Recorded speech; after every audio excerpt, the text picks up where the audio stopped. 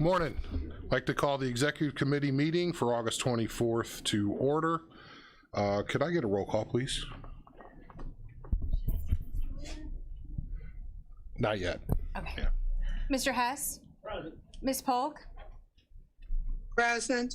Ms. Weber? Present. Mr. Payton? Present. Ms. Parker? Mr. Kinzinger? Mr. Fairfield? Present. Mr. Carrico? Present. Mr. Featherling? Present. Mr. Miller? Present. Mr. Long? Present. Mr. Hunter? Present. Mr. Wheeler? Present. Mr. Seroy? Present. We have a quorum. Thank you. We have one board member that is looking for approval to join the meeting remotely. Mr. Lear, did you have a statement on that, sir? Due to COVID protocols, I have a family member who was in a meeting where she learned last night the person in the meeting was diagnosed with COVID, so I'd request to attend on Zoom. Motion to approve. Motion to approve. We'll go with Mr. Hunter, Mr. Payton second. All those in favor say aye. Aye. Those opposed, Aye. same sign. Lunch on you, Lear. Motion carries. It'll be 14 days from now. You guys can go to lunch. So, good luck, Steve, on that. On the COVID, not the lunch. If I could, I'd like to try to combine to move things along the approval of the minutes, the monthly report of the VAC, and the appointments and reappointments, and I would read those into the record if that's okay with the committee, so we can move those forward. Is that acceptable? Yes, so moved. Mr. Yeah. Miller, second. Mr. Fairfield. The appointments are appointment of Mark Brinkman to the Moments Pembroke Unit Drainage District, number 1. Appointment of Lisa Sanford to the Kankakee Regional Land Bank. Appointment of Joe Nugent to the Kankakee Regional Land Bank. Reappointment of Bruce Clark to the Kankakee County Public Building Commission. Reappointment of Tinker Parker to the Animal Welfare Advisory Committee. Reappointment of Carol Weber to the Animal Welfare Advisory Committee. Reappointment of Dr. Andy Wegner to the Animal Welfare Advisory Committee as the veterinarian. Reappointment of Dr. Diane Fedro to the AWAC as well. Reappointment of Abigail Smith to AWAC. Reappointment of Christy Slaby to AWAC. And then also the resignation of James Carter from the Kankakee River Conservancy District. We have a motion and a second for all of those. All those in favor say aye. Aye. Those opposed, Aye. same sign. Aye. Motion carries. And that was an affirmative, correct, Mr. Lear? Yes. Thank you, sir. Moving on, we have no present. Oh, public comment. Is there any public comment today? I skipped over that accidentally. Seeing none, we have no requests to do that remotely. No presentations.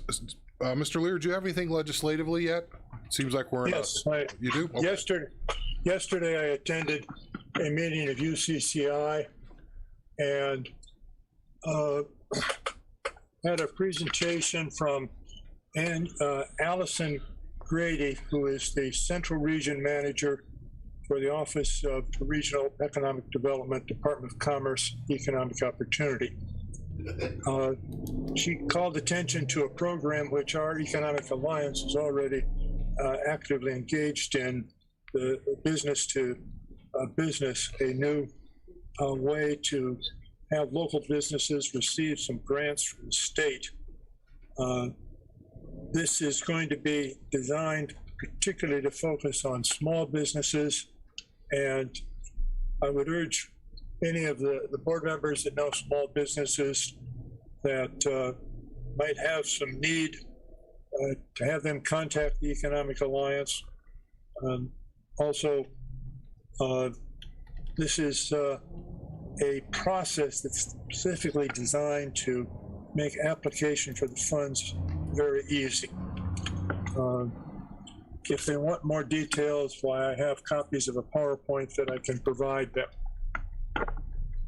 The second speaker was the attorney for UCCI, one of the attorneys, and presented information in regard to redistricting. Probably the most important point there was the state legislature has so many laws they can't keep track of all of them, as far as I can figure out.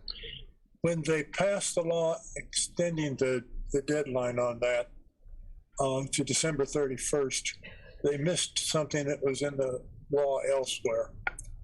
I don't think it affects us as long as we're going to be within the guidelines for our districts, but if we do have to make any adjustments in our districts based on the population data that was released, we need to look at this, because this second provision of the law would say that by October 1st, if the final boundaries are not in existence, a commission established by state statute has to go into effect. That commission would be made up of the county clerk, the state's attorney, the attorney general or his representative, and the chairman of the Republican Democratic parties as the two largest parties in the county. The law is really vague. I don't think they intended to make that October 1st deadline still true, apparently. Excuse me. But it may be something we should have the state's attorney investigate. Is there any thoughts on that? That was already part of the law existing. That was if we didn't meet the date, then that's the commission that exists if we didn't meet the date originally, like every 10 years. That's the fallback plan if the county boards don't get their act together. So none of that has changed. What it sounds like is Right. that on the 1st, November 17th is the date, by the way, that we have to have the maps would have to be approved. Sounds like October 1st is a date that this commission would take over if it's so needed to. So is there any thoughts on that? Yeah, John, we've talked about it, and that's the way John's nodding affirmative. That's the way it appeared to him as well. John Coughlin. Any other thoughts, questions for John or for Steve? Well, as long as we don't need to make any adjustments, if we're within the population guidelines, this Well- isn't an issue. Wait, Steve, hang on. Hold on, Mr. Hunter. Yeah. Well, with all due respect, what do you mean we don't have to make some adjustments? Think in terms of what transpired with the city of Kankakee. We'll get into that at the end of the meeting. The map got blown up by Yes, the it did. undercount that we put together. So there's more than a little changes that have to be made. So that was going to be a talk for later. So and the same penalties apply as they did before. So nothing has really changed in that manner. It's just that the timeline has changed. So any other thoughts on that? Before we'll tackle that when we're done here. Okay. Moving on, Kevin Duvall, do you have anything today? Yes, sir.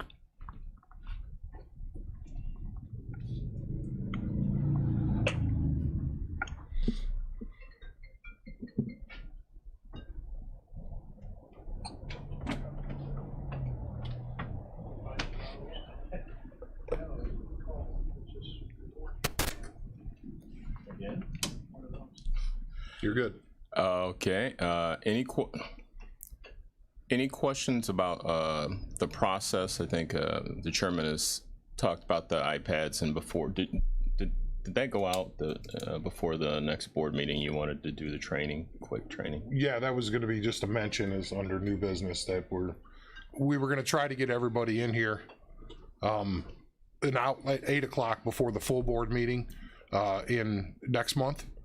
For like an hour training, maybe a half hour, then we take a break and whatever, but just so we all have the idea on how to use these iPads and what the stipulations are, how to get around, that kind of stuff. Well, I was going to say, that sounds more onerous than it is. The time will be available. It'll take you 5 minutes Yeah. to figure it out, because we're going to make it as easy as possible. The chairman, we met, and he showed me what he wanted to have to make it easy for everybody to do. So it should be, we're just going to go through to make sure that everybody knows where's where, how to get in it. We'll have them available to you. They'll stay here. It'll be like any worker that went into work. You'd have your PC or your thing available to you. It'll be set up for you. We'll show you how to log in. how to access your county email only for right now. Oh, that is something I need to talk about. Some of you don't use the county email, use your personal. We're only going to hook these up for right now just to the county email. So I'm going to, for those of you who don't use it, I'm going to be going through it and clearing yours out because you have a lot of stuff in there that needs to go out. So when you open it, it's just material, not 1,600 things that haven't been opened. And so that'll be me if you see things disappear in there. So how long until you do that? So in case they want to save 1,599 of those 600 things. Well, So. I'll start doing that any day now, but most of you who actually use it don't have that issue. It'll be those who never really get into it. So if I see that you're actively using it, I'm not going to touch yours. I'll move on to the next one. It's the ones that we forward on to their regular ones. I see. So because you'd be overwhelmed and you'd never see what it is. Also to that point, when you have county, you've been told that you need to make sure you keep correspondence. You keep correspondence, not mass emails. So, and they're the ones that fill up your email. So when you get something with the agendas, after your meeting, you don't need to keep those. Correspondence is when you're going back and forth. So if something isn't addressed directly to you, you don't need to keep that because everything she does in the meeting is posted on the website. So it's already a public record. But those will be 90% of what's making your mailbox be overflow. So after you're done, it's safe to delete those. If you have something between the chairman and yourself or each other, you want to keep those, put that in another folder. If you accidentally delete that, don't worry about it. We have an archive process that we could pull it anywhere. It's just be nice to have it in two places at once in case there was an issue. So don't sweat that. As far as the training, don't sweat that. You'll be in it. For most of you will already know. It's just we want to show you so you feel comfortable that this is a good replacement for the paper. Is that about right? Yeah, and we'll spend more time with it on that Tuesday morning, going through some best practices, you know, how to, you know, if you don't know how to build a folder on the desktop of agendas or, you know, email yourself notes for the meeting so then you can open it up and have your notes right here. You know, just some things to help get around and make your lives easier and more efficient. You know, without the writing the notes down, you may be looking at the night before thinking of things that you want to ask questions about. Well, you can just email that to yourself from home.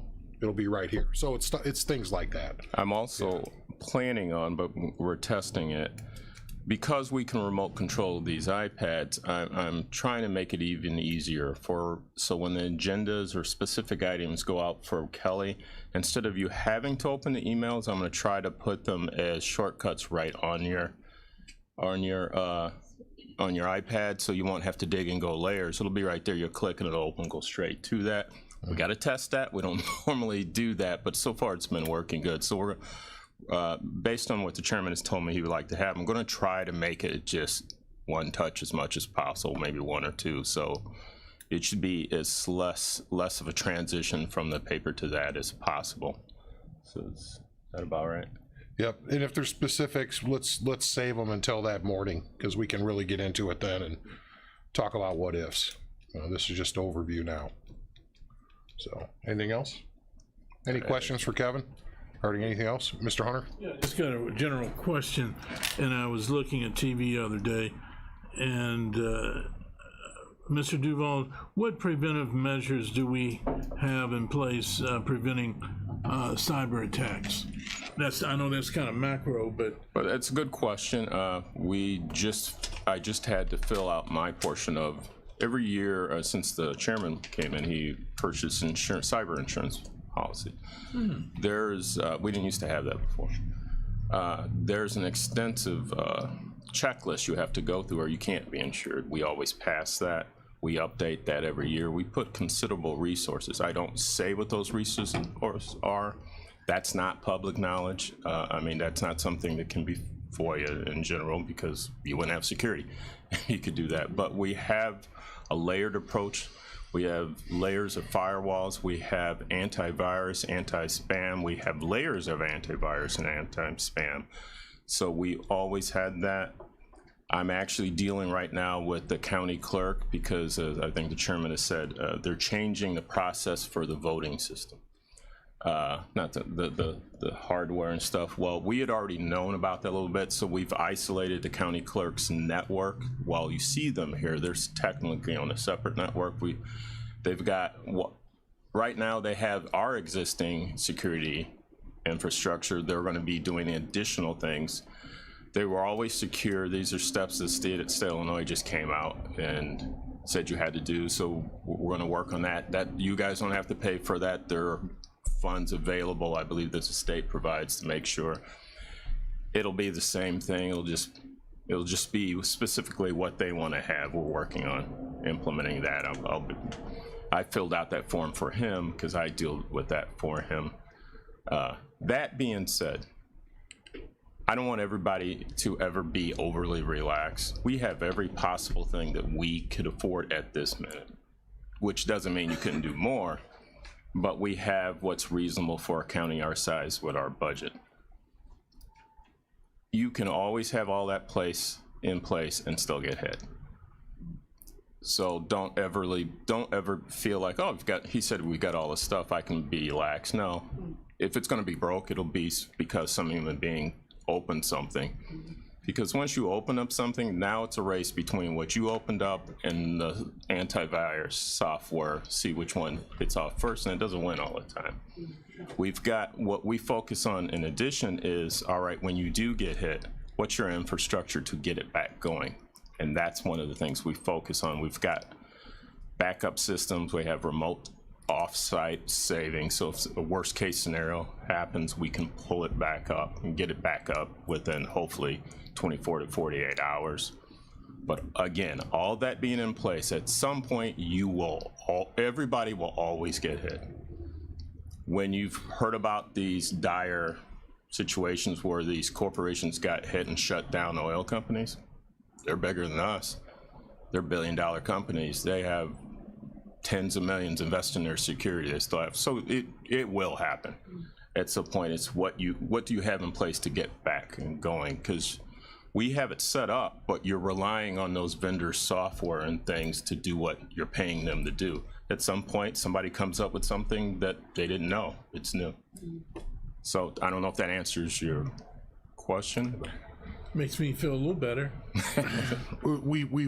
Someone did attempt to ransom us some years ago. That was going to be my follow-up. Yeah, and they didn't get very far. We basically said, have fun.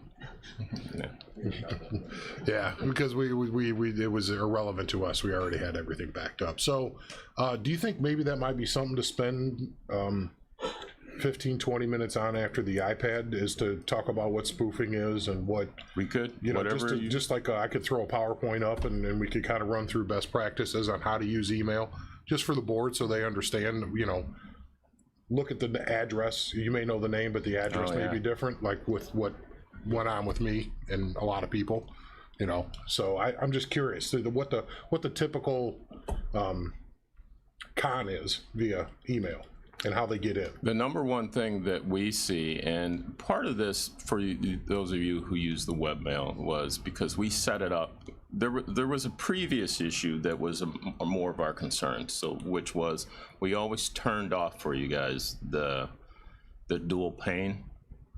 So when you had an email, we had it turned off because the previous issue used to be is if you just opened up that email, it was going to enact something. Well, that's not the case anymore, but we still have that off. That preview pane would have showed you on that one email that some of you guys all got because you have publicly displayed it. It would have showed that the email saying it's from a certain person, that it would be obvious it's not from that person. Right. So we'll, as much as possible, we'll turn on that preview. We had to weigh that against, all right, we don't want something that just automatically hits, but most of those things are gone. So that's another thing we're going to do is open the preview pane. So always look, if you see something from somebody and it sounds unreasonable, or they're asking for something, just stop. It's almost never the case. That person, if somebody wanted something from you, it's probably not an email. They would have called you. And they would have let you know, hey, I'm going to send this thing. And that's almost never the case. So. Right. So, yeah, they moved on from the Nigerian lottery to No, they're still there. gift cards. They're still there? Yeah, we Well, blocked don't see that one them. pretty. Yeah. Mr. Featherly, I'm sorry. How do you know what's safe to open and what's not? Because it seems like there's just tons and tons of email on there, and it's like none of it's. This is going to sound unreasonable, but it is actually quite reasonable. If you have any question, don't. Yeah. Because son tells me. most of your emails, and this part of this is how everybody should communicate. It's kind of good actor, bad actor thing.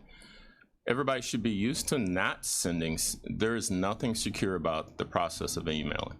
So you should never be sending anything secure through the email process. And you shouldn't expect, no one should expect you to send something secure back. It's just a communication manner to get something that's either publicly available or to tell you to call them about something. If it's serious, it should be dealt in another way than email, because the current email process was never designed to be secure. It was designed 40 years ago when it was near impossible just to have one computer talk to another computer. So they weren't trying to lock stuff down. They were trying to find a way to communicate with people. So by default is, if you have any question, don't open it. And actually, again, it's, well, that stops me from doing, no, if you sit there and think about it, no, there's almost nothing you have to open. You know, the world's not coming to end if you don't open that email that you feel secure, and it'll just, you'll feel more safe. That's what. Yeah, fake invoices, all that kind of stuff. You know, here's the invoice from, and it could be from a legitimate vendor, you know, that we may or may not use. And I send them, hey, is this spam, or is this a hack? You know, and so those, when I want to make sure that, you know, first of all, I never open it, ever. He knows I send it to him. I can't even unzip on unzip files on my computer. I can't even unzip those in my office. I have to send those downstairs. So that's a security measure. Because if you unzip, then you release the hounds within their whole system. So. The zipping process somewhat hides it from the antivirus, so it doesn't know. Okay. So you usually, if you get a zip from somebody, you need to know who's sending it. It shouldn't be a surprise. And if you have a question, you call them or email a separate email back to them. They'll say, because just the fact of you emailing them again, that's going to actually go to who you meant it to be, not a faked one. So that'll be a two-factor. And you mentioned invoice. Financial companies know not to send in the subject matter anything that says invoice, because hackers say invoice. So if they're sending you an invoice, it won't say invoice in there, because it won't get through anybody's antivirus usually. We'll get way into this, or not, as the case may be, if there's lots of questions on that day. So we just want to make sure we're doing the right things with these iPads. So. And did I answer your question? We do have those layers. In fact, for the cyber, we're required to do it, and we've actually gone beyond the requirement. I can tell you our main vendor is ESET, but we don't lay out specifically how it's there. But we don't have one firewall. We probably have 6 or 7 firewalls. Each department is set up that it isn't can you access, you have to justify a reason to need access, and it has to be approved on a department head or elected official level. So people can't just access it. There has to be a real need for it, and then that's locked down for only that transaction to be able to happen. Mr. Hunter? Yeah, thank you, Mr. Chairman. Does Homeland Security promulgate information to you guys about best practices or anything? They don't send things out like that. They mostly deal with it on the federal level, and the state sends things out to, honestly, a lot of the county or villages levels are just gonna sound bad, somewhat ahead of the state. As you've dealt with, you go to some of their internal state sites and they're behind what we would have, or definitely behind what Will County or Cook County has. It's probably a function of lack of funds, but again, I don't want to sound overly secure. I mean, something I could go back and we could be hit by something. We have an infrastructure in place that shouldn't happen, and that we should be able to get you back up. We test it all the time. where people that accidentally delete files or something that they shouldn't have, we're actually using our recovery systems that we use to back everything up to actually go get those files, so we know they're actively working.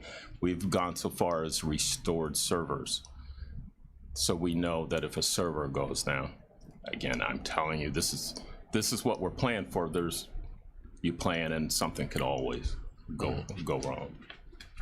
Anything else for Kevin? All right, thank you. right. Appreciate it.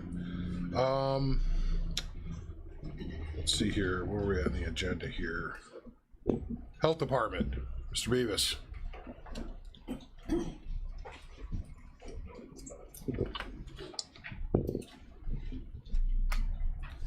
Thank you, sir.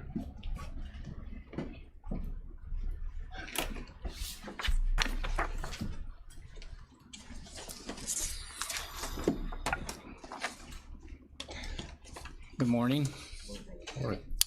So yesterday I sent through Kelly, and then hopefully I believe she passed on. She confirmed that she had. So I gave you the monthly statistics as of yesterday for your perusal, but just because I know a number of people may be watching on the video here might not necessarily know that, or maybe don't go to our Facebook to see it. Current cases, we increased by 600 last month, so we're at 15,457. Currently, that's up from the 14,859. So it's an increase of 600. We are seeing an increase with the Delta surge, obviously here in Kankakee County, as well as statewide, and it's moving up from the south and to the north. I have a feeling it's going to get a little more than, before it starts to slow down. But I do not believe that we will be seeing last November's numbers. We are definitely dealing with mostly unvaccinated individuals that are, causing the surge and transmissible to, those that just haven't been exposed, and some of the breakthrough cases that we're having. Deaths, we've not had any new deaths since last month, so that's a positive thing to report. We're still sitting at 243 individuals in Kankakee County, unfortunately, since the beginning of this. The region positivity rate is at 7.1 now. A month ago, it was 3.3, so we can see that that's gone up. Kankakee County is at 6.2 now, and last month we were at 1.4, so we've increased by 4 times with the new cases that we have been seeing. Vaccinations, we've gone, last month we were at 79,000, a little over 79,000. Currently we're at 85,283. That's an increase of 6,200 more vaccines in the past month. So the pharmacies, the health department, the state health department coming into our community is continuing to get any of those individuals vaccinated that are wanting to. We had a good event over the weekend with second dose clinics at BBCHS Moments, and then we were at Caldwell Chapel AME Zion Church. Yes, thank you. In terms of news, obviously, if any of you missed it, yesterday the FDA did approve Pfizer for 16 and up. Currently, so if you understand now, Pfizer is the shot that is available to youth 12 to 17. However, that came a number of months after the original Pfizer 16 and up was approved. So first it'll be Pfizer at 16 and up, so that is officially approved now. So anyone who is on the fence indicating that, well, I'm going to wait for the vaccine to be approved, here it's approved. So Moderna and J&J will be following suit. But both those vaccines are a couple of months behind in terms of their application processes from the beginning, so we would expect those to be a couple of months behind in terms of their full FDA approval also. Pfizer is working on studies then that would help officially get the approval then for the 12 to 17, and then all the vaccines are currently working on a younger vaccination, age range from approximately, say, 5 to 12 then. But again, that might not be till late this year or early next year before those are officially approved. So that's where we're at with that. The Illinois Department of Health continues to support vaccination clinics in our site, in our county, if we are unable to help. Also, there was information about boosters. So right now, boosters or a third shot is available for only immunocompromised individuals. So they would have to meet, by definition, certain qualifications to be able to qualify for that. And it's not really considered a booster shot for them. What they're saying now is that seriously vulnerable immunocompromised individuals need 3 shots in order to get the efficacy that most of us are getting either with the 2-dose or the single dose of the J&J. However, in a month, approximately September 20th, they are expecting, it was announced that the state will then provide boosters then for individuals. If it's been 8 months since you've had your second shot or your J&J, then you can get a booster shot at that point. So that will increase some activity in the future. The second thing that I sent you yesterday is more for your information. I'm not going to insult anyone's intelligence by going through this, but it's a great resource. It's a number of questions that the Journal had reached out to us. Apparently, they reached out to another doctor locally. The article was in the paper last night.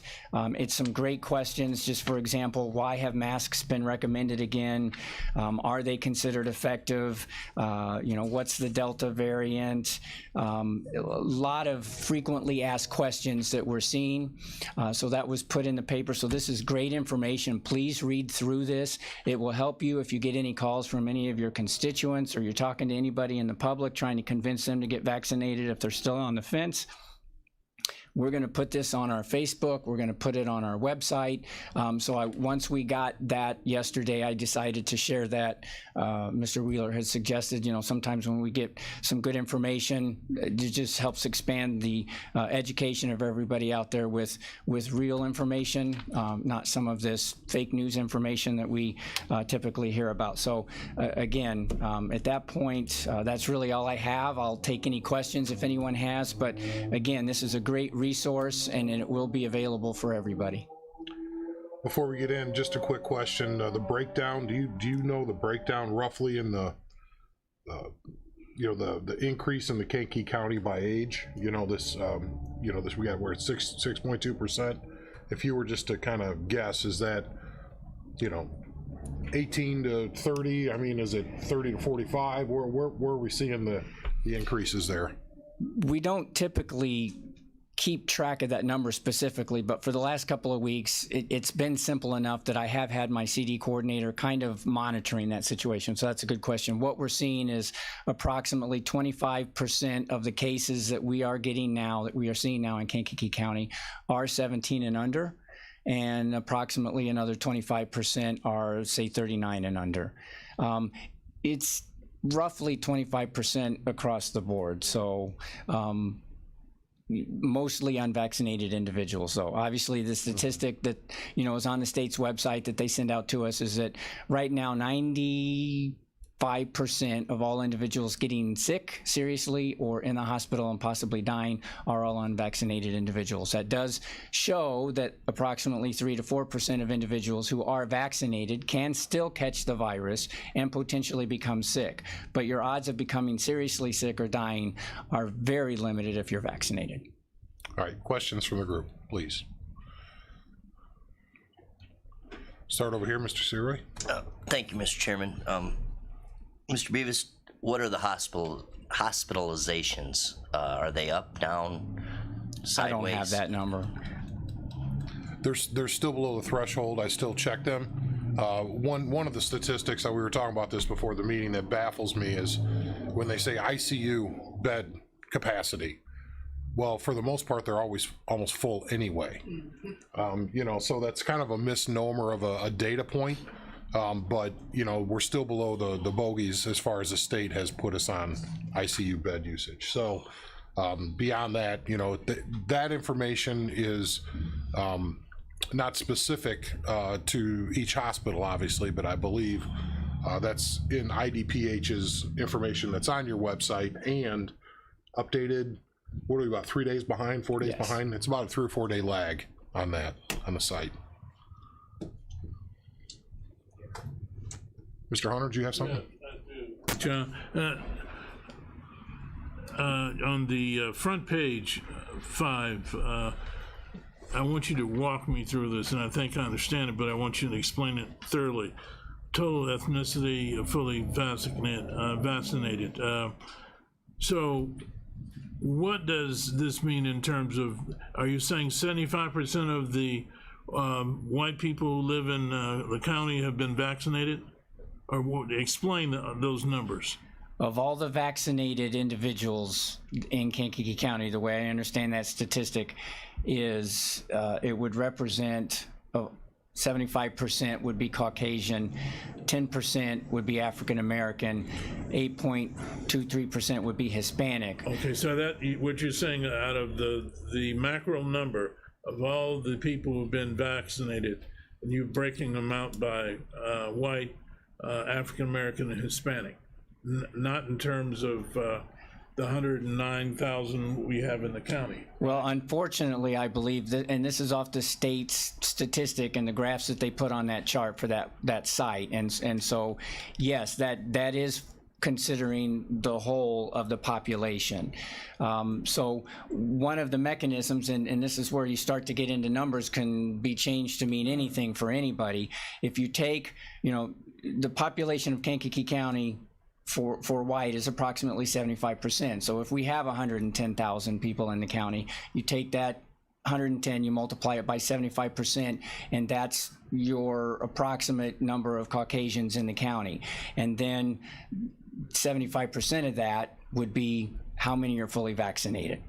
And then the state will also give you, what I can do next month is there's a number then that corresponds to that. So approximately for the African American, because I just looked at that one, for example, 10.4% are fully vaccinated. That represents approximately, I think, around 5,000 African Americans that are fully vaccinated out of then, I think 15,000 is what you would be looking at as an approximate number of the total population, which technically then represents 33-ish% of African Americans all are fully vaccinated, understanding that everyone under 12 years of age can't get a vaccination yet. Not really know of that though. And yeah, that number is kind of, but as I think I said last month, the largest population subset in Kankakee County right now is approximately that 18 and younger age group, and then the second one is the 65 and up. So obviously the 65 and up is approximately 75% fully vaccinated at this point in time. They're the ones who typically get shots, stand in line, want their shots, and have done that. We just don't have enough vaccine available yet for some of the younger individuals, which is part of the reason why the governor has asked for everyone to be wearing the masks in schools if we're going to be in learning.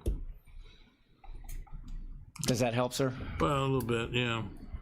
A little bit. Still in a quandary, but I'll be all right. All right, any other questions? I'll ask it because I'm curious. What are the mandates that are placed from the governor on the health department as far as the schools go? What is your defined role that the health department is held to? I got to ask the question because apparently I hire and fire, not your board, which is ridiculous. But so I have to ask that question because people ask me and I just don't know. That is a great question. Yeah. What are you bound to by the law as far as reporting? Or, Okay. excuse me, by the executive orders, not the law. There is a difference. So let's back this story up a year ago when the governor asked the health department and the environmental health staff of all the health departments to be the mask police for the restaurants. The restaurants were asked to be closed or to be operating at 25% capacity, 50% capacity. It depended on what stage that we were in at that point. Obviously, vaccines weren't available, and in November we were having those surges. He created language for a complaint process and put it in the communicable disease code, which is one of the codes then that the health department is responsible for enforcing. And it explained that if a complaint gets made against anybody, whether it's a restaurant, a business, or a school, the county building, in regards to masking, social distancing, all those scenarios, the health department, the police, the state's attorney were all responsible for investigating those complaints. Through the Board of Health, we created a policy on how we would go through those motions to receive a complaint, investigate the complaint, try to work with the facility. If they were accommodating, then, you know, it just went away. At the end of the day, worst case scenario, there would be the potential for litigation, a fine, or a ticket. We never had to go that route, thank God, but the possibility was there. Now, that language was in there, in that code, for approximately 150 days. He may have extended it once or twice through an executive order, but it has since expired. It no longer exists. So currently, if people call the health department, which the public will still remember to think, well, you need to call the health department to make a complaint, I would encourage that. We can call facilities and try to talk to them, but that's about as far as we can go.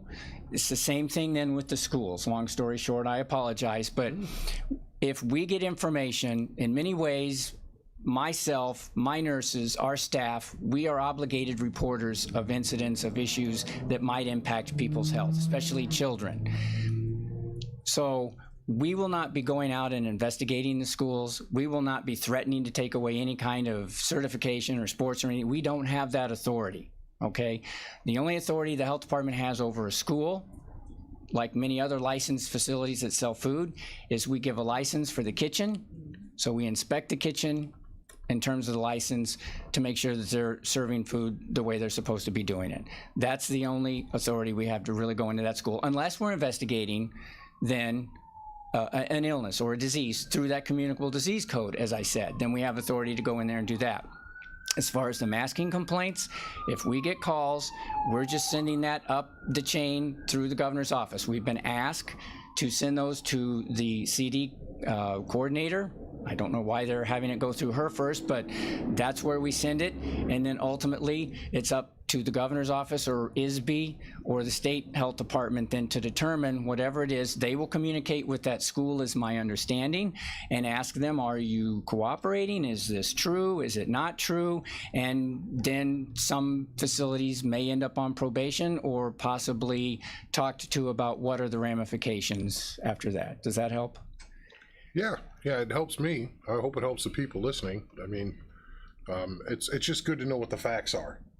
Because in a dearth of information, then it's good to get that out there, especially when people try to twist those for their own political gains and methods and hate on Facebook. So it's a shame that people have to resort to lies. But I will say that, you know, it's you're in a tough spot. You know, as I said before, this board, you're here as a courtesy to inform us. We are not your governing body per se. You have your own board. And we appreciate the openness and the discussion points. It doesn't mean we're all going to agree on everything, but I think information is key and communication is the key on this. So I'll just say that before COVID even happened, 50% of the people don't like the health department and 50% of the people do like the health department. So that's a good day for me. Mm-hmm. Sounds a lot like the media business too. Yeah. What do you think, Chris? And then they switch sides. I know there's some frustration. I've talked with a number of individuals.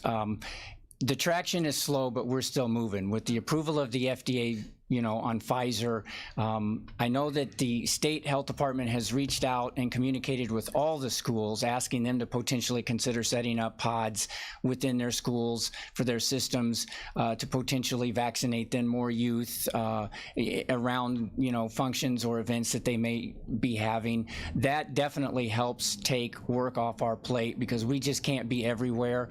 You know, we had 3 events on Saturday, so I've got nurses and teams of individuals that are working overtime and weekends for the past year and a half. I mean, we're 18 months into this, more than a year and a half. So they're tired. They'd like a break. We're starting to be able to take vacations. This surge is not as bad as what it was last year, but it's unvaccinated individuals. This is where we're trying to educate those individuals. And as the things start to drop into place with the approvals of medicines and maybe another drop in a vaccine that can go down to younger individuals, we'll vaccinate more people. And Kankakee, if not today, by Wednesday or Thursday, I think is going to go over that 40% mark of fully vaccinated people. However, that means there's still 60% of us, some of them ineligible to get it. I understand that, that aren't. So we're trying. Yes, Mr. Feather. Where do the people that already had it fall into this?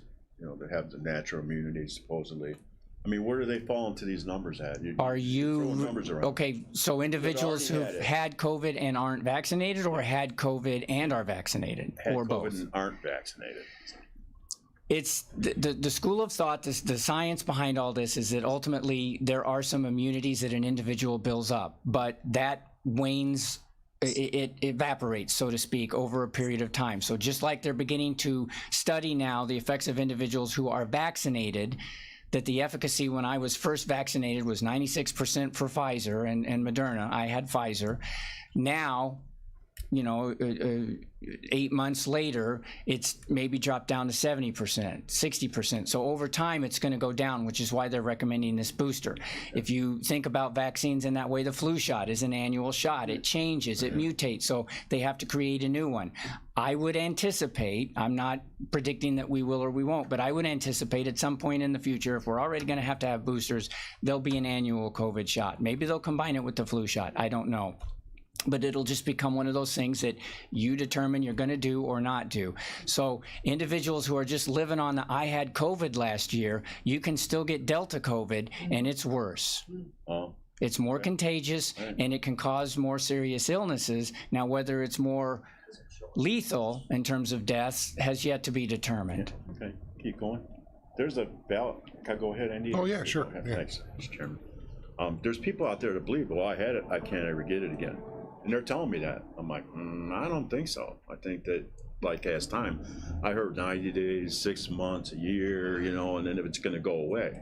Is that the fact? I mean, you're not a doctor. It's not a fact, and you know the information is out there, and I'll just, you know, Mr. Hunter and I were trying to convince some individuals the other day to get vaccinated, and they were using an excuse that, well, their doctor told them not to because of medical conditions, and two of the medical conditions that they quoted as being a reason not to get the shot was diabetes and emphysema, and those are two of the biggest reasons to get the shot.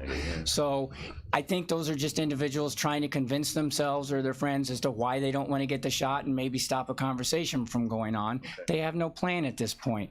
So until the virus becomes too personal to an individual, whatever it is that they're going to lose, whether it's their life, whether it's a freedom, whether it's sports, whatever it is, then maybe they'll get vaccinated. Okay, there's a lot of bad information out there, John. Yes. How do we correct that? I mean, if people say, oh, I had it, I'll never get it. My understanding is Facebook's doing everything they can to remove all that information. Facebook is, they only let through what they want. It's not true?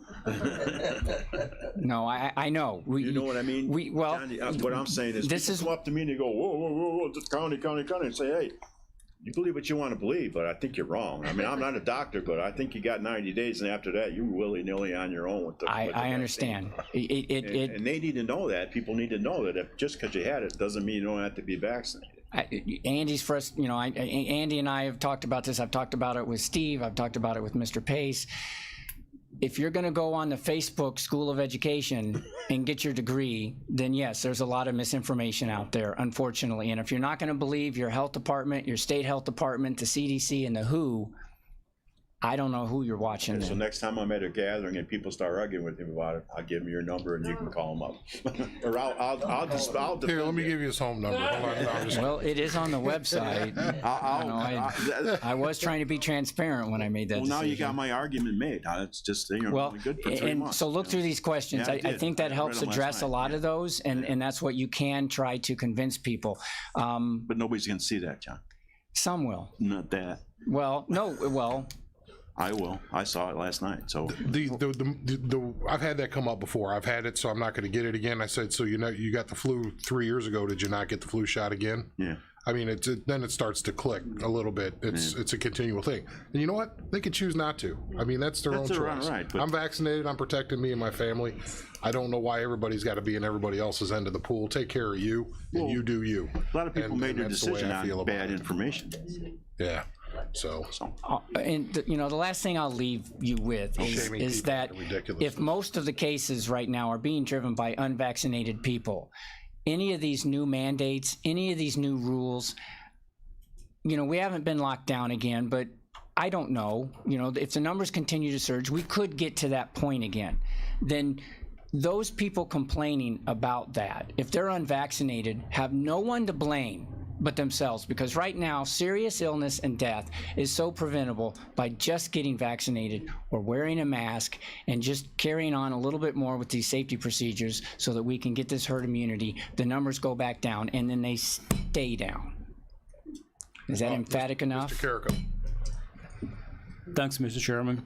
Mr. Beavis, I appreciate the information you have provided, but I'd like to move a little bit away from the COVID topic, but stay within the work that the health department has done. I was happy to hear this month about the new program, a new study that the health department has conducted. So is it possible for you to do a quick summary on the health and wellness study that you just finished just in August, beginning of August? Do you remember that? Are you referring to the Community Health Improvement Plan? Yes. Okay, sure.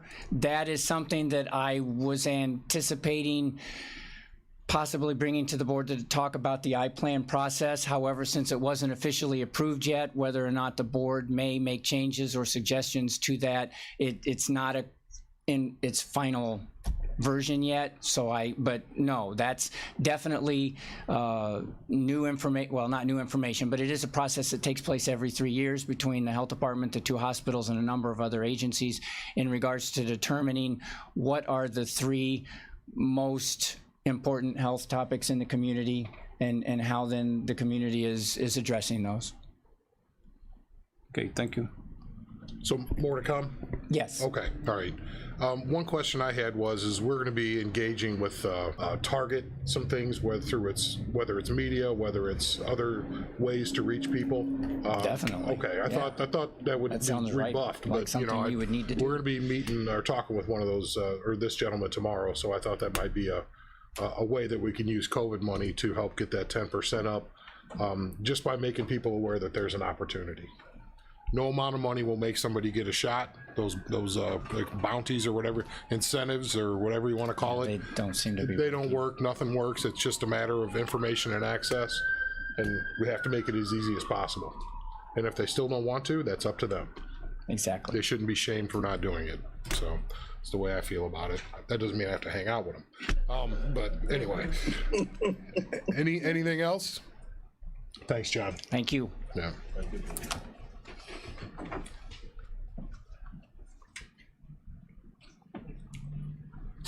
We had already approved the VAC report. Is that got that taken care of?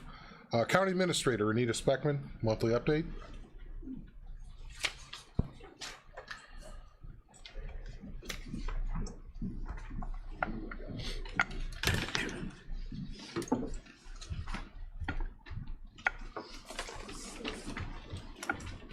Good morning. Good morning. The month really has had a lot more COVID activity, obviously, so more ill or exposed employees, trying to determine those. I did send to you the latest guidance I had sent out to all our department heads, and it took a full 3 hours after it was out to have a department head call and say, but what about this?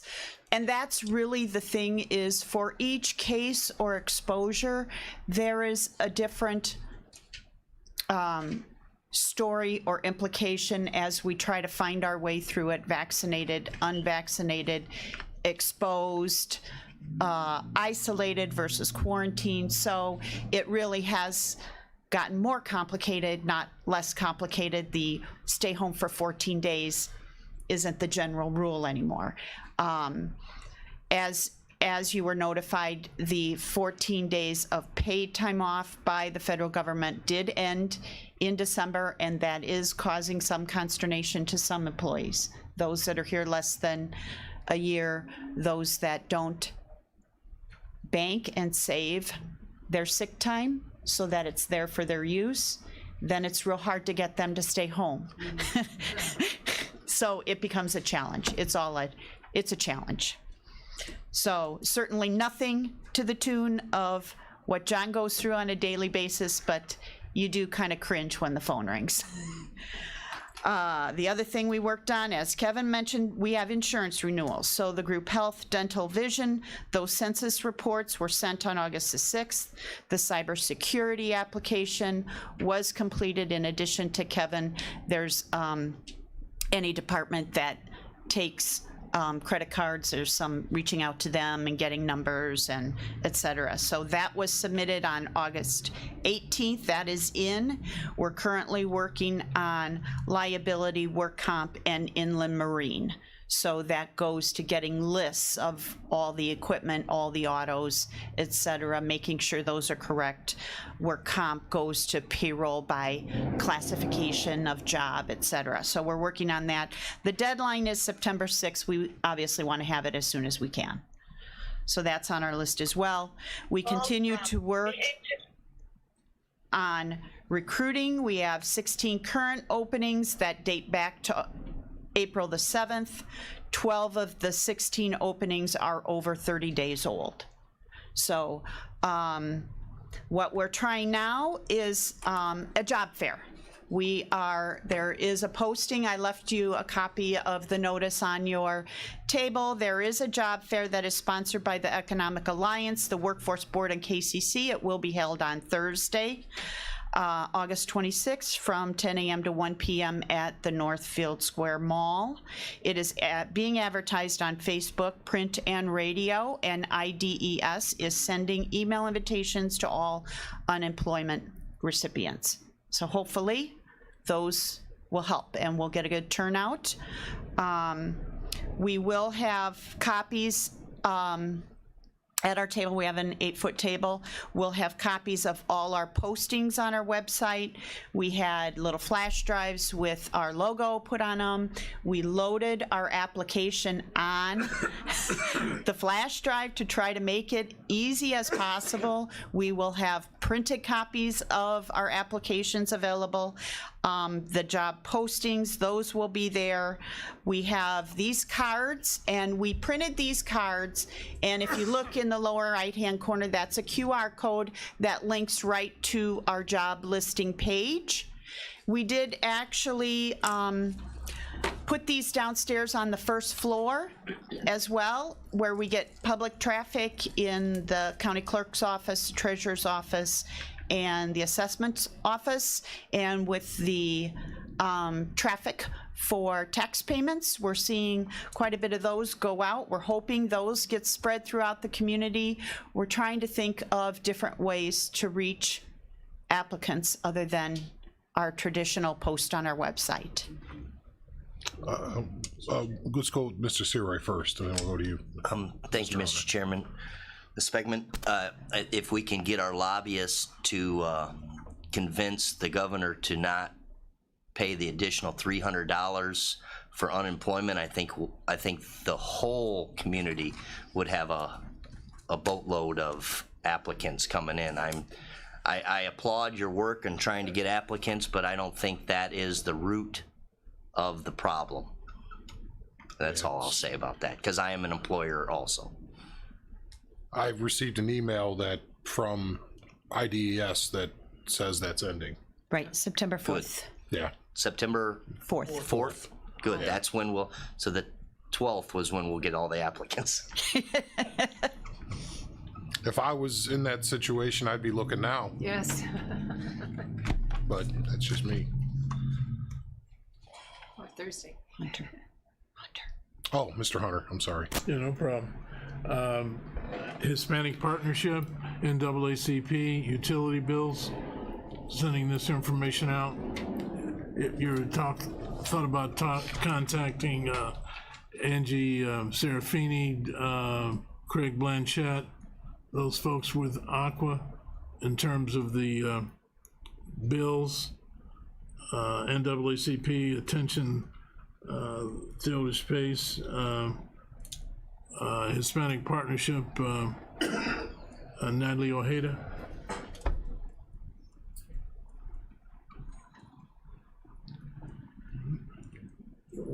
We could put those on the our webpage.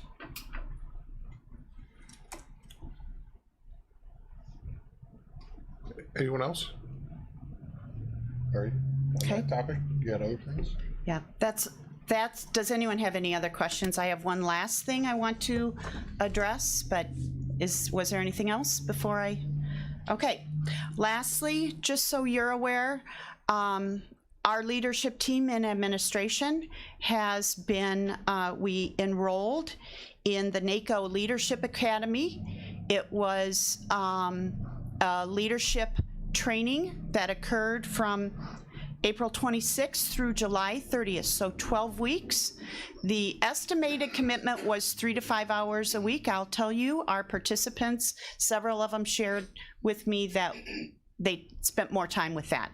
It was co-sponsored. We actually had scholarships by ASECO that paid a third of the cost, so it cost the county only 2/3 of the normal tuition rate. We had 8 participants, and all 8 of us passed the course.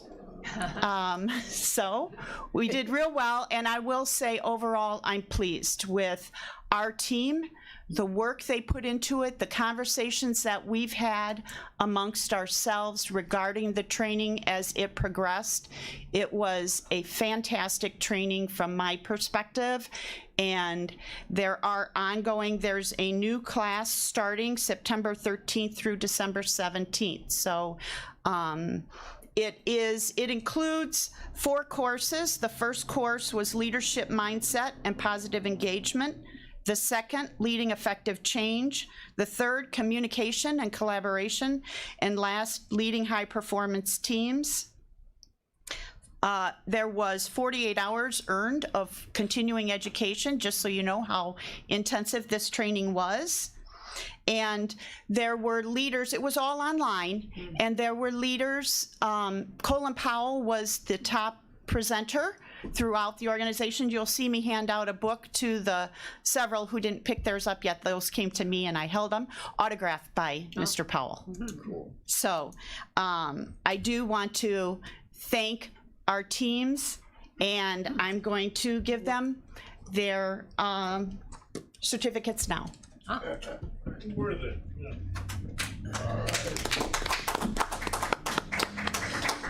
You want the mic over there? Oh, yeah. Drop it like it's hot. Wes Andrews.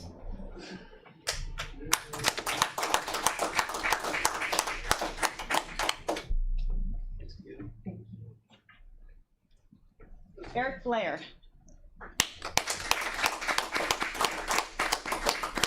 In this building, they were mailed to Eric, so he already has his book and his letter.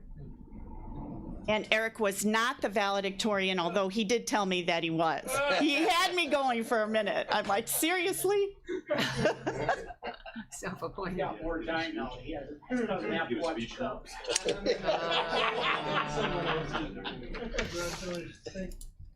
Ben Wilson.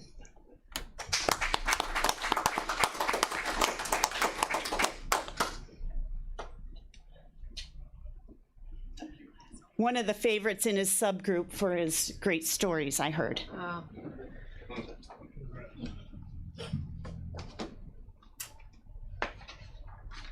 Steve McCarty.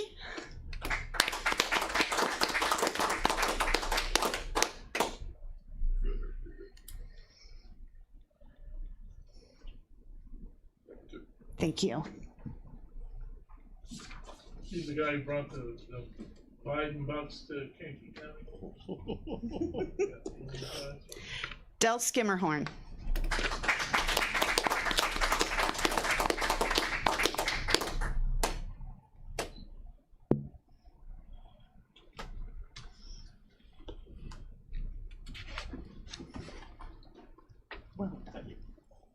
Nice shirt, though.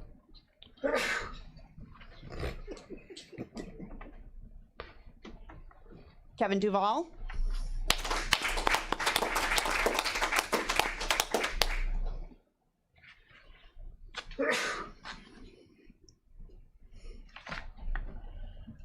Thank you. This one's mine.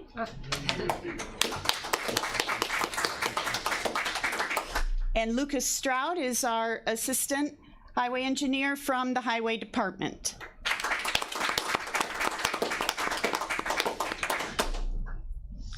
Well done.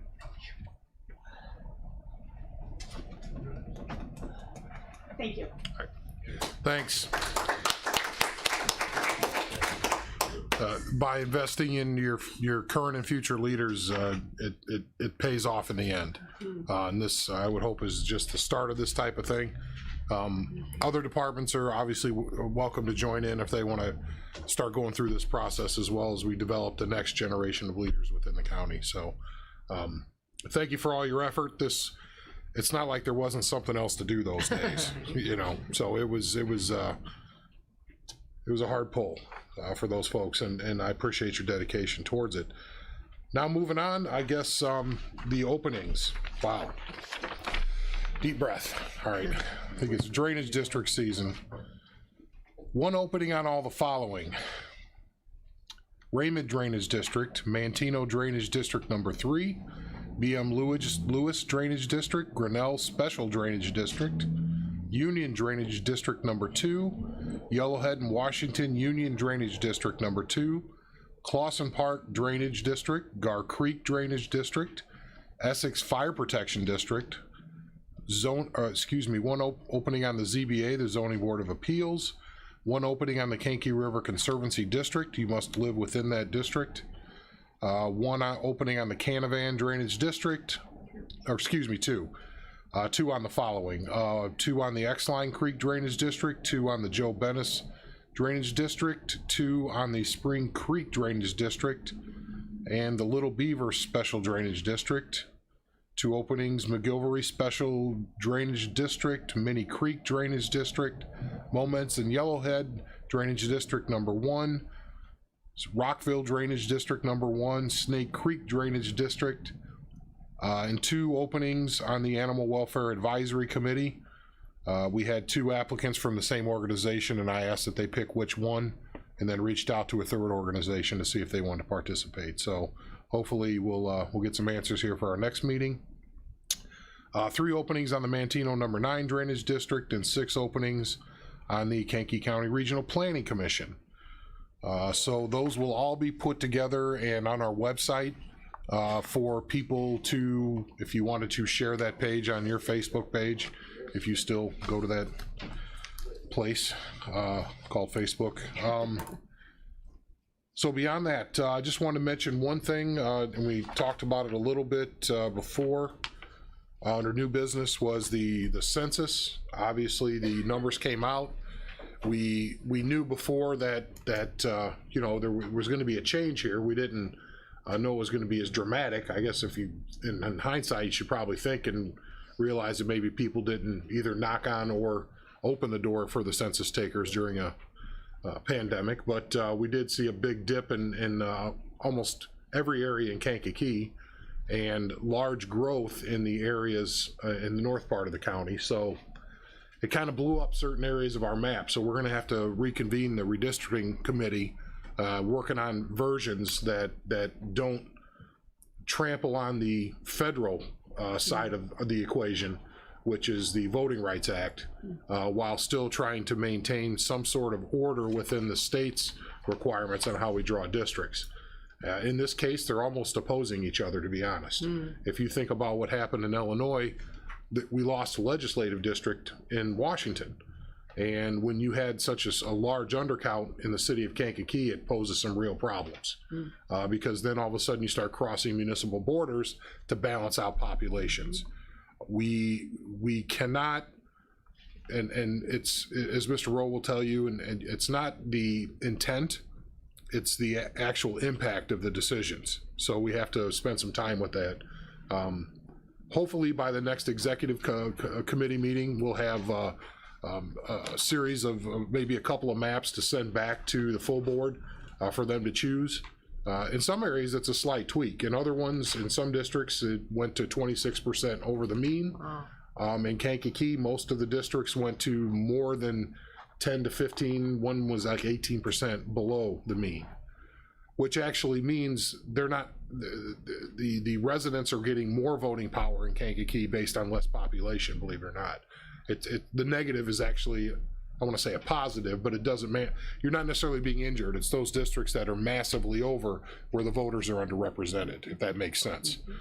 So if you think about it intuitively, so we're gonna got some more work to do, and I'm gonna look for some days, Mr. Hess, to get the band back together, so to speak, and we'll see if we can't move this along. I've done some preliminary work on it to provide different versions. I've even taken the current population as it's stratified and put our old map on top of it, and it basically does the same thing. The city of Kankakee is a problem with the undercount. It had a huge impact in the county, and there's we saw drops in population in Sam's district out there in Pembroke Township. There was substantial, so we've got some more work to do.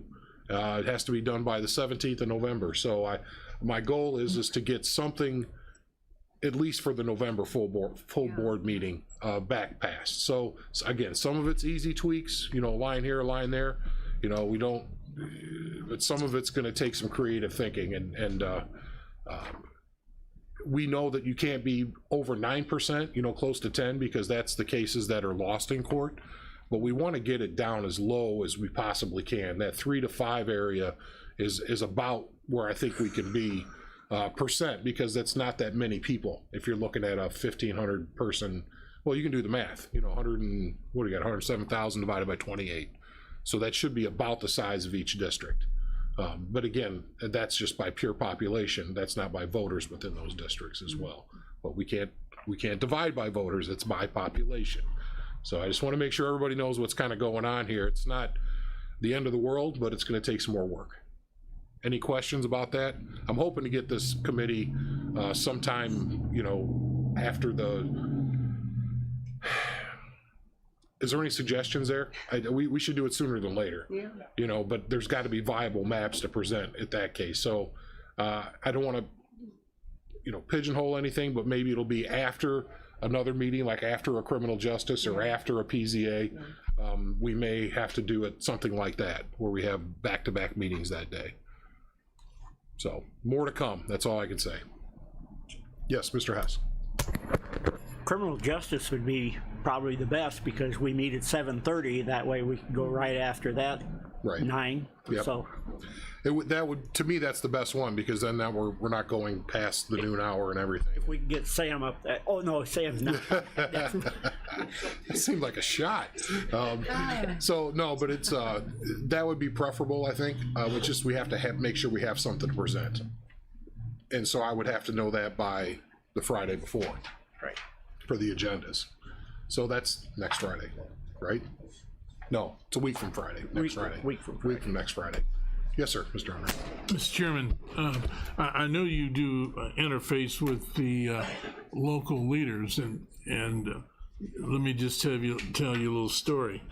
I happened to be meeting with Mayor Curtis recently, and I saw, coming out of the meeting, I saw a lot of the census materials that were never utilized,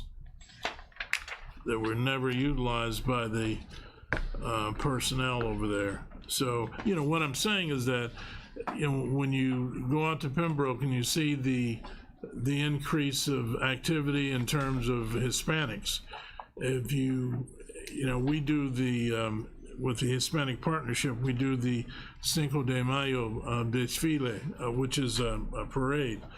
And you go in the city of Kankakee, you see the increased numbers of Hispanics. I mean, it's quite apparent, and I'm not sure if those individuals in charge of doing the actual census did the requisite and so forth. I don't think they did, but I'm sure those numbers with the city of Kankakee is definitely an undercount. I'm sure that Mayor Curtis and his administration will probably do the work that'll enhance those, increase those numbers. Same thing in Pembroke Township.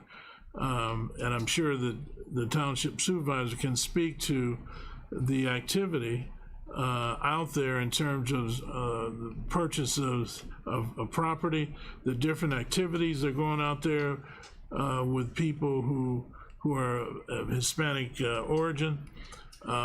I just think that there was a failure in this county to accurately count the people in the corporate confines of the county.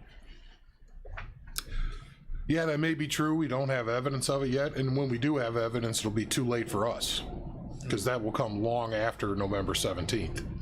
So we still have to act on ours and come up with a fair map, just as we did the last time. That was based on what the law requires of us. That wasn't gerrymandered. I'm running into situations already where you've got to grab a block here and a block there to make things balance.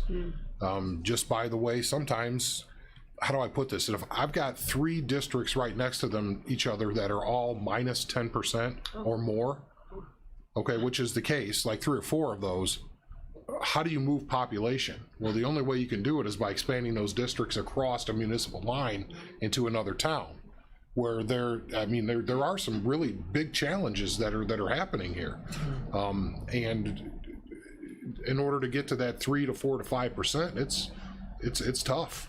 It's really tough, especially when you see, 26% over the mean is a big number. It's a big number. That's a lot of people that have to move into a different district. So, yes, sir.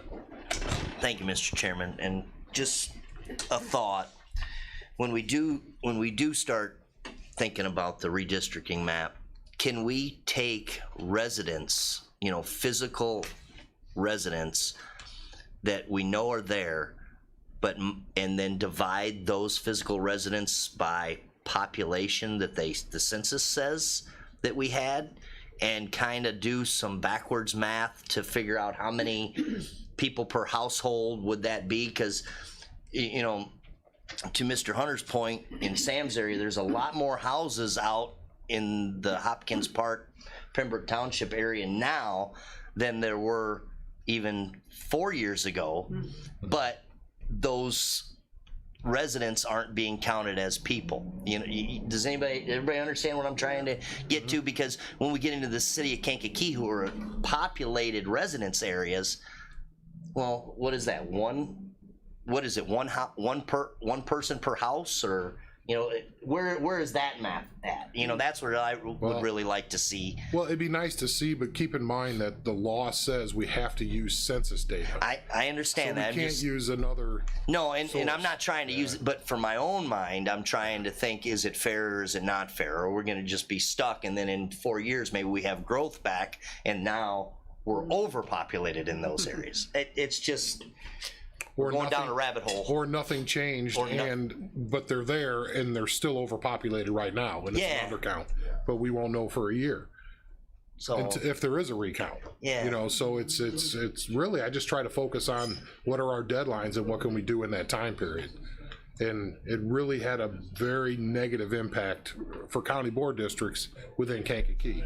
So we're gonna do everything we can to keep that balance as we need to, because that's what the Federal Voting Rights Act says. So it's very difficult to do when the state says don't look at these types of data, and then the federal says, well, it's not if you meant to do it or not, you're still guilty of it. And I'm going, well, I appreciate the spot you just put us in.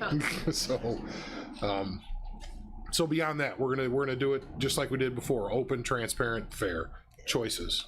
And I think maybe if we have a couple maps going to the full board and people can choose those, would you think that's a good path, that redistricting has a couple, sends those to the full board, and then we make a choice? Yep, same? Yeah. Okay, all right. And now, any other new business, old businesses? Yes, Mr. Payton. We mentioned Pembroke a couple of times. See, the Hispanic community has increased in Pembroke Township, but the majority of the Hispanic population, it's a weekend thing. They're registered in Chicago or wherever, and that's where they really probably being counted. You know, I serve as a precinct committeeman, and I can sit in that precinct all day. I probably can count on one hand how many actually come in and vote, which means they probably voting wherever their permanent resident is. Or not voting. Or not voting. So it's kind of tricky, you know, when you talk about maybe the census should have came up, but the bodies are not really being counted. Yeah, that's right. I still think we were dealing with a pandemic. Yeah. And people did not want to either knock on the door or answer the door. And, you know, you hear anecdotal stuff like, well, you know, people just walked down the street and got paid and didn't knock on the door. I have no proof of that. No. But that's what some of the people that were out there, from what I understand, the boots on the ground, it was happening. You know, they still wanted the paycheck, but they didn't want to go knock on the door. So again, is that just scuttlebutt, or is there truth behind it? Well, I think that somebody needs to find out, especially in Kankakee, because it really had a profound impact on the whole county, what happened in Kankakee, and to a lesser degree in Pembroke Township, because yours wasn't as big a swing as the city was. No, it was not. It's debilitating. You know, people can say, hey, you know, the gray will get rid of home rule. You have just now cut the legs out from under the whole city. They won't be able to fund their police force or half of the other things that they do. So they need to keep that in mind as well. So, all right, no old, no new. Motion to adjourn. Mr. Hess, Mr. Long. The Hess. All those in favor say aye. Aye. Opposed, same.